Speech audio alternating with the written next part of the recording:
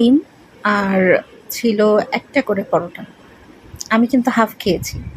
তো সেগুলাই আজকে দেখাচ্ছি। আজকের ভিডিওতে ছোট, ছোট করে কিছু ক্লিপ তুলে রেখেছি। তো নাস্তা করলাম আর কি করলাম চলুন দেখে নেওয়া যায় এক, এক করে। প্রথমেই আমি যেটা করেছি সেটা হচ্ছে একটা ডিম পোস্ট করে নিয়েছি। কারণ আজকে আমাদের বাসার কর্তার কথা ছিল যে সে আজকে শুধু ডিমই খাবে সকালে। তো তার জন্য এই যে একটা ডিম পোস্ট করে নিলাম। কিন্তু শেষ পর্যন্ত তার আর এই ডিমটা খাওয়া হয় নাই। আসলে বলে না যে যার বরাতে যেটা থাকে না তার সেটা কখনোই হয় না। সকালবেলা রান্নাঘরে এসে ঝটপট করে মাত্র ২ টা পরোটা ভেজে নিয়েছি আজকে। একটা আমার ছোট মেয়ের জন্যে। ও পরোটা খাবে ডিম দিয়ে তাই। আর ৩ জনের জন্য ৩ টা ডিম পোস্ট করেছিলাম।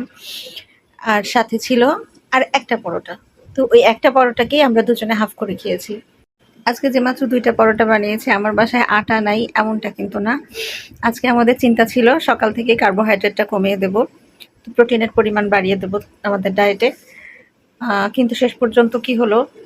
শেষ পর্যন্ত আমরা কিন্তু কার্বোহাইড্রেট কিছুটা খেয়েই নিলাম। আসলে অভ্যস্ত আমরা আসলে ভাত খেয়েই অভ্যস্ত। হঠাৎ করেই যদি কার্বোহাইড্রেটটা আমাদের মিল থেকে মাইনাস করে দেয় তাহলে তো আমাদের আসলে বাঁচা কঠিন। তো একটু, একটু করে চেষ্টা করতে থাকি। তো আমি এখন ২ টা পরোটা ভেজে নিচ্ছি। পরোটাগুলোও বানিয়েছি একেবারে এবড়ো-থেবড়ো করে।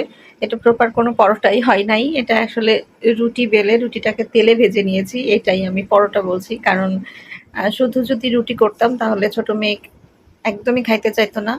যে একটু তেল দিয়ে দিয়েছি, ক্রিস্পি হয়েছে, এটাই ও পছন্দ করে খেয়েছে। তারপরও খাবার সময় কত বাহানা।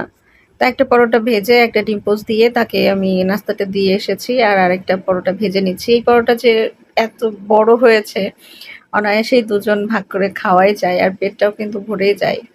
আসলে আমাদের ক্ষুধা নিবারণের জন্য বা বেঁচে থাকার জন্য খাওয়ার যদি উদ্দেশ্য হয় তাহলে অনেক বেশি খাবারের প্রয়োজন হয়।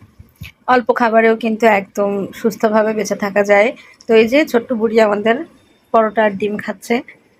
তো আমি যখন ভিডিও নিয়েছিলাম তখন ও আমাকে বলছিল, "মা তুমি কি আমাকে পুরাটা ভিডিও করছো? আমাকে কি দেখা যাবে?" ও চাচ্ছিল না যে ওকে দেখা যাক। আর এটা হচ্ছে আমার নাস্তা।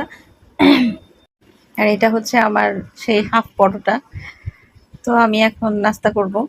নাস্তা করছি আর দুজনে গল্প করছি। গল্প করতে, করতে আসলে অনেকক্ষণ ধরে এই এতটুকু খাবার খেয়েছি তা প্রায় ০.৫ ঘন্টা হবে। ০.৫ ঘন্টা ধরে খাবার খেয়েছি, গল্প করেছি। আজকে সকালটা অনেক সুন্দর। এভাবে ডাইনিং এ বসে আমাদের আসলে গল্প করে খাওয়াটা হয়ই না। কারণ আমিও সকালবেলা অনেক ব্যস্ত থাকি বাচ্চাদের স্কুলে যাওয়া নিয়ে। আর সেও ব্যস্ত থাকে তার অফিসে যাওয়ায়। তো এই যে আজকে ছুটির দিন বিধায় আমাদের একটু লং টাইম নিয়ে টেবিলে বসে নাস্তা করার সাথে, সাথে গল্পটাও করা হয়ে গেল। আর এই যে